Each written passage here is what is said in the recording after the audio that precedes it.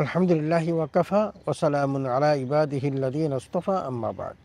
সুপ্রিয় দর্শক শ্রোতা, আসসালামু আলাইকুম ওয়া রাহমাতুল্লাহি ওয়া বারাকাতুহু। সময় সংবাদের নিয়মিত অনুষ্ঠান তাসাউফ থেকে আপনাদের সকলকে জানাচ্ছি আন্তরিক শুভেচ্ছা ও মোবারকবাদ। আমরা আজ নিয়ে আলোচনা করব পুণ্যভূমি মক্কা মর্যাদা ও বৈশিষ্ট্য সম্পর্কে। আমরা সকলেই জানি বাংলাদেশ সহ বিশ্বের বিভিন্ন জায়গা থেকে আল্লাহর প্রিয় মেহমান যাদেরকে হাজী সাহেব বলা হয়, তারা কিন্তু মক্কায় রওনা করেছেন এবং অনেকেই অলরেডি পৌঁছে গেছেন। আমরা এই মক্কার সবচেয়ে বড় পুণ্যময় জায়গা হলো বাইতুল্লাহিল হারাম। এই বাইতুল্লাহিল হারামের মর্যাদা এবং বৈশিষ্ট্য কী, আমরা এই নিয়ে আলোচনা করছি।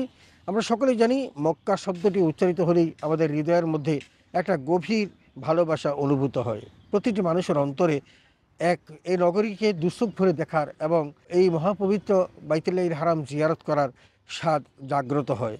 আর যারা হজ ও উমরা করতে যান তাদের তো এই ভূমিতে গমন করা অত্যাবশ্যক।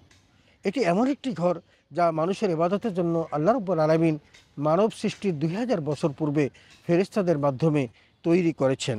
এটি যে প্রথম ঘর, সেই কথাটি কোরআনুল কারীমে আল্লাহ তাআলা সূরা আলে ইমরানের 96 নম্বর আয়াতে বলেছেন, ইন্না আউওয়ালা বাইতিন উযিআ লিন-নাস লাল্লাযী বিবাক্কাতা মুবারাকান ওয়া হুদাল লিল আলামিন।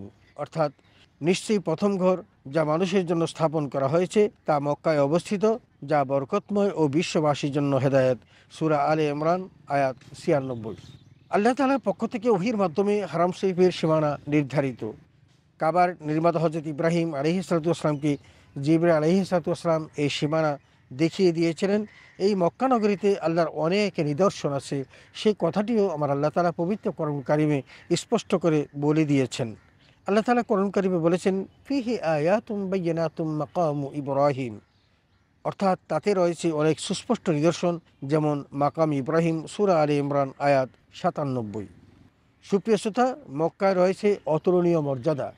এই মর্যাদার শেষ নেই। আমরা হয়তো আলোচনার মধ্যে 6টি জিনিসকে নির্ধারণ করেছি, কিন্তু আলোচনা করতে গেলে এই মক্কার যে কত রকমের বৈশিষ্ট্য এবং মর্যাদা আছে এবং এটা যে কত পুণ্যময়, আলোচনা করলে বোঝা যাবে। আসুন আমরা এই মক্কার যে সমস্ত অতুলনীয় মর্যাদা রয়েছে তার সম্পর্কে একটু জেনে নিই। 1 নম্বর, মক্কা নগরীকে আল্লাহ তাআলা হারাম ঘোষণা করেছেন।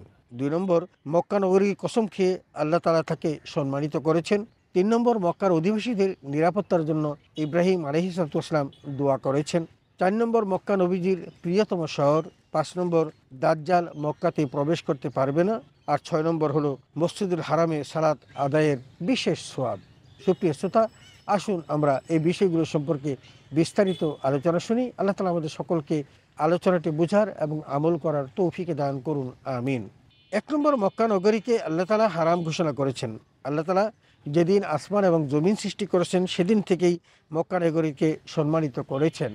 আমরা পৃথিবী, চাঁদ এবং সূর্য যেদিন থেকে সম্মানিত, তার চেয়েও আগে আল্লাহ তাআলা এই মক্কা নগরীকে সম্মানের আসনে আদিষ্ট করেছেন। যেমন কোরআন কারিমে আল্লাহ তাআলা বলেছেন, ঠিক তেমনি রাসূল আকরাম সাল্লাল্লাহু আলাইহি ওয়াসাল্লাম তার হাদিসের মধ্যে এই বিষয়গুলো সুস্পষ্টভাবে তুলে ধরেছেন। রাসূল আকরাম সাল্লাল্লাহু আলাইহি ওয়াসাল্লাম ইরশাদ করেছেন, ইন হাযাল বালাদ হারামাহুল্লাহু ইয়াওমা খালাকাস সামাওয়াতি ওয়াল আরদ ফাহুয়া হারামুন বিহুরমাতিল্লাহি ইলা ইয়াউমিল কিয়ামা। অর্থাৎ এই শহরটিকে আল্লাহ তাআলা জমিন ও আসমান সৃষ্টির দিন থেকেই সম্মানিত করেছেন। আল্লাহ কর্তৃক সম্মানিত এই শহরটি কিয়ামত পর্যন্ত সম্মানিত থাকবে। সহিহ মুসলিম হাদিস 1353। 2 নম্বর, মক্কা নগরীর কসম খেয়ে আল্লাহ তাকে সম্মানিত করেছেন। সুপ্রিয় শ্রোতা, আল্লাহ তাআলা কর্তৃক কোনো কিছুর কসম খাওয়া তা সম্মানের প্রমাণ বহন করে। যেমন আল্লাহ তাআলা মক্কা নগরীর কসম খেয়ে অনেক জায়গাতে রাসূল আকরাম সাল্লাল্লাহু আলাইহি ওয়াসাল্লামকে আহ্বান করেছেন। পবিত্র কোরআন কারিমে আল্লাহ মক্কা নগরীর কসম খেয়ে বলেছেন, ওয়াত্তিন ওয়াজ-যাইতুন ওয়া তুরি সিনিনা ওয়া হাযাল বালাদিল আমিন। অর্থাৎ কসম তিন ও জাইতুনের, কসম সিনাই পর্বতের এবং কসম ওই নিরাপদ শহরের। সূরা 3 আয়াত 1 থেকে 3। 3 নম্বর, মক্কার অধিবাসীদের নিরাপত্তার জন্য ইব্রাহিম আলাইহিসসালাতু ওয়াসসালাম দোয়া করেছেন।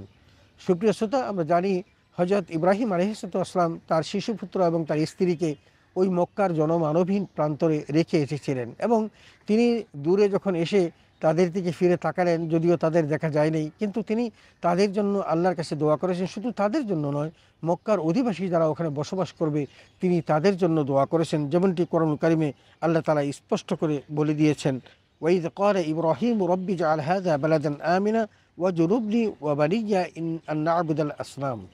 অর্থাৎ আর স্মরণ করে যখন ইব্রাহিম বলেছিলেন, হে আমার রব, এ শহরকে নিরাপদ শহরে পরিণত করুন এবং আমাকে এবং আমার পুত্রগণকে মূর্তি পূজা হতে দূরে রাখুন। সূরা ইব্রাহিম আয়াত ৩৫। ৪ নম্বর, মক্কা নবীজির প্রিয়তম শহর। সুপ্রিয় শ্রোতা, মক্কার সাথে প্রিয় নবীর মন প্রাণ আষ্টে পৃষ্ঠে বাঁধা। রাসূল আকরাম সাল্লাল্লাহু আলাইহি ওয়াসাল্লাম মক্কাতে বড় হয়েছেন। ৫৩ বছর বয়স পর্যন্ত তিনি মক্কাতেই ছিলেন। তিনি মক্কা ছেড়ে কখনো কোথাও যাননি এবং যেতেও চাননি। কিন্তু যখন কাফির মুশরিকরা তাকে বাধ্য করলো মক্কা ছাড়তে এবং তার ঘর অবরুদ্ধ করে তাকে হত্যা করতে চাইল, তখন আল্লাহর নির্দেশে তিনি মক্কা থেকে মদিনায় হিজরত করে গেলেন। কিন্তু তিনি কাবার দেওয়াল ধরে তিনি কাঁদলেন আর বললেন, কত চমৎকার শহর তুমি এ মক্কা, আমি তোমায় কত ভালোবাসি। যদি মক্কার কাফিররা আমাকে চলে যেতে বাধ্য না করতো তাহলে আমি কশ্চিন কালেও মক্কা ছেড়ে যেতাম না। মৌজামুল কাবির হাদিস ১০,৪৭৭। ৫ নম্বর, দাজ্জাল মক্কাতে প্রবেশ করতে পারবে না। সুপ্রিয় শ্রোতা, কিয়ামতের পূর্বে পৃথিবীর প্রান্তে প্রান্তে দাজ্জাল সদম্ভ বিচরণ করলো, মক্কায় সে কখনো প্রবেশ করতে পারবে না, এমনকি মদিনাতেও সে প্রবেশ করতে পারবে না। প্রিয় নবী রাসূল আকরাম সাল্লাল্লাহু আলাইহি ওয়াসাল্লাম ইরশাদ করেছেন, এমন কোনো ভূখণ্ড নেই যা দাজ্জালের পদভারে মথিত হবে না, মক্কা ও মদিনা ব্যতীত। সেখানকার প্রতিটি গলিতে ফেরেশতারা সারিবদ্ধভাবে পাহারায় নিয়োজিত থাকবে। এরপর মদিনার অধিবাসীদের ৩টি ঝাঁকুনি দিবে, যার ফলে আল্লাহ তাআলা সকল কাফির ও মুশরিককে বের করে দিবে। সহিহ বুখারী হাদিস ১৮৮১, সহিহ মুসলিম হাদিস ২৯৪৩। ৬ নম্বর, মসজিদুল হারামে সালাত আদায়ের সওয়াব। সুপ্রিয় শ্রোতা, জিয়ারতের উদ্দেশ্যে ৩টি মসজিদে গমন করা জায়েজ। তার মধ্যে একটি হলো বাইতুল্লাহিল হারাম, একটি মসজিদে নববী, একটি মসজিদুল আকসা। এবং এই ঘরগুলোতে সালাত আদায়ের বিশেষ সওয়াব আছে। বিশেষ করে বাইতুল হারামের সওয়াব অনেক অনেক গুণ বেশি। রাসূল আকরাম সাল্লাল্লাহু আলাইহি ওয়াসাল্লাম ইরশাদ করেছেন, আমার মসজিদে একবার সালাত আদায় মসজিদে হারাম ছাড়া অন্যান্য মসজিদে 1000 বার সালাত আদায়ের চেয়ে বেশি উত্তম। তবে মসজিদুল হারামে একবার সালাত আদায় অন্যান্য মসজিদের তুলনায় 1,00,000 গুণ বেশি। মুসনাদে আহমদ হাদিস ১৫,২৭২, ইবনে মাজা হাদিস ১,৪০৬। সুপ্রিয় শ্রোতা, আমরা পুণ্যভূমি মক্কা, মর্যাদা ও বৈশিষ্ট্য, এই শিরোনামে আমরা মক্কার বৈশিষ্ট্য নিয়ে আলোচনা করলাম, মক্কার সওয়াব নিয়ে এবং মক্কার মর্যাদা নিয়ে আমরা আলোচনা করলাম। আমরা দেখেছি যে আল্লাহ তাআলা এই ঘরটিকে হারাম হিসেবে অভিহিত করেছেন, সম্মানিত করেছেন এবং যেদিন আসমান এবং জমিন সৃষ্টি হয়েছে সেদিন থেকে এই ঘরটি মর্যাদার। এই ঘরে আল্লাহ তাআলা বিশেষ বৈশিষ্ট্য রেখেছেন যে এই ঘরটিতে যারা অবস্থান করবে আল্লাহ তাআলা তাদেরকে নিরাপত্তা দান করবেন। যেমনটি পবিত্র কোরআন কারিমে এসেছে, হযরত ইব্রাহিম আলাইহিস সালাম এই সম্পর্কে দোয়া করেছেন। এবং এই ঘরটি আল্লাহ তাআলার কাছে, আল্লাহর নবীর কাছে অত্যন্ত প্রিয়তম শহর। এবং দাজ্জাল সব জায়গায় প্রবেশ করতে পারলেও এই মক্কাতে প্রবেশ করতে পারবে না। এমনকি এই মসজিদুল হারামে এক ওয়াক্ত নামাজ পড়লে 1,00,000 রাকাতের সওয়াব পাওয়া যাবে। আল্লাহ তাআলা আমাদের সকলকে এই মক্কার মর্যাদা এবং বৈশিষ্ট্য অক্ষুণ্ণ রেখে ওখানে গিয়ে ইবাদত করা এবং তার ফজিলত অর্জন করার তৌফিক দান করুন, আমিন। ওয়া আখিরু দাওয়ানা আনিল হামদুলিল্লাহি রাব্বিল আলামিন। আসসালামু আলাইকুম ওয়া রাহমাতুল্লাহি ওয়া বারাকাতুহু।